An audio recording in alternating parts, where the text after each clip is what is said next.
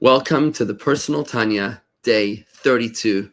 We're taking on the beginning of chapter 15 in today's schedule of the Tanya. The day today is the 23rd of the month of Teves, and the title of today's Tanya is Embrace the Challenge. Celebrate the challenge. The big idea in today's Tanya is pretty counterintuitive. You see, life is not supposed to be easy. Only if you're struggling out of your comfort zone are you serving God. Your struggle is precious to God. That's the whole point, and therefore embrace the challenge. If you can direct this mindset towards God, it carries a sense of purpose and authenticity that enriches our lives and connects us to a higher calling. It's a refreshing rejection of the victimization mindset, which is fueled by the frustrations of lacking autonomy. You see, in today's Tanya, we start off by really tying all the sources together. In the past 14 chapters of Tanya, we've really put together a comprehensive understanding of what it means to be the various kinds of Jews. And I'll give you a comprehensive summary, just an executive summary right now. You see, at the very beginning of Tanya, we quoted the Talmud, tractate Nida, end of chapter 3, which speaks of the oath, the double oath that each of us is made to swear before we're born. We brought the Talmudic references to 5 kinds of Jews, the 2 kinds of tzaddik, the 2 kinds of Rasha, and the Beinoni. We brought the Zohar, the Raya Mehemna, which explains that the tzaddik viralo is a tzaddik whose evil is recessive, whose animal soul is recessive, not tamed, but recessive to his godly soul. We mentioned the Talmud in Brachos, end of chapter 9, which speaks how the tzaddikim, the successful Jews, are dominated by the godly soul. The Rishayim, the failing Jews, are dominated by the animal soul, and the Beinoni is controlled by or influenced by both. And how Rabbah called himself, the great Talmudic sage Rabbah, called himself a Beinoni. We brought the Talmud in Bava Basra, chapter 1, which quoted Job, who said that God created tzaddikim and created Rishayim, which seemed to imply that we don't have freedom of choice. And we brought the Gemara in Yevamos chapter 2 and Nida chapter 1 that said that even one rabbinic transgression makes you evil, makes you a Rasha.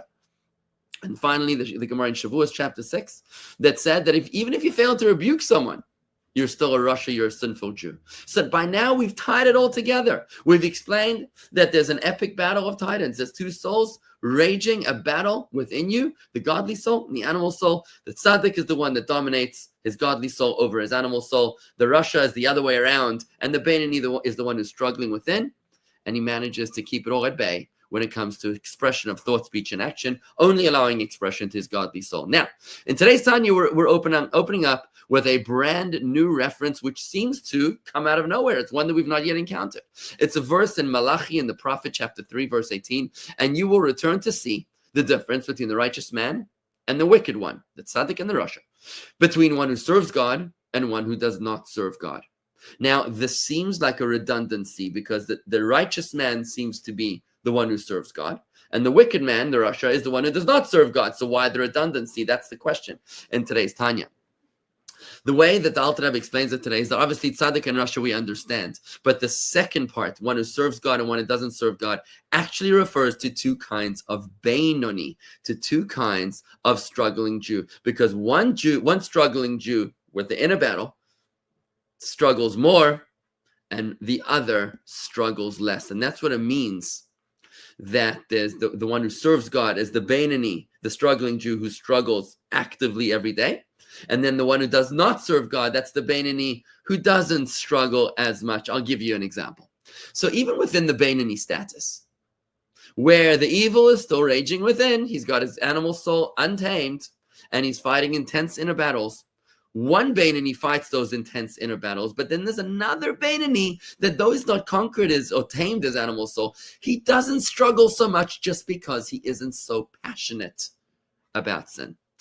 You could use an example of an extrovert and an introvert. The extrovert, let's say when it comes to studying Torah, you have 2 yeshiva students. One is an introvert, and he doesn't need to fight his social butterfly desires to move away from the Talmud. He can sit and read. It doesn't bother him. But then you got the extrovert that just has this burning desire to talk to anybody about anything. and that's why he has to fight more.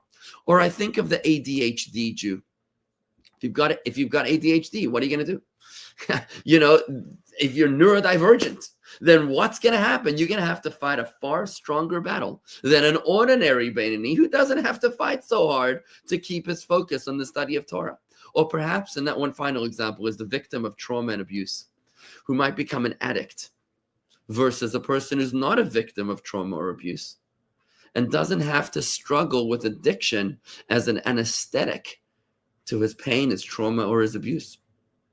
These are the two kinds of Beinonim that the Alter Rebbe recognizes in today's Tanya.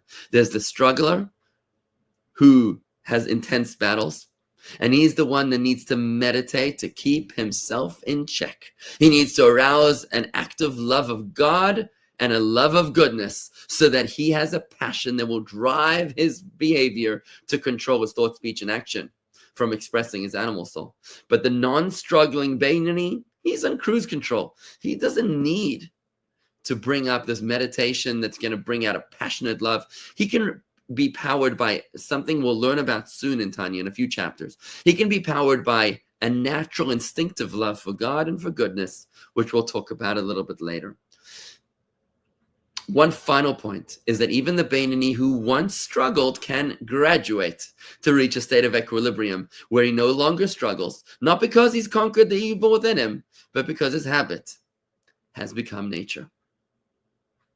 That's a wrap. Let's try to apply this. You can do it.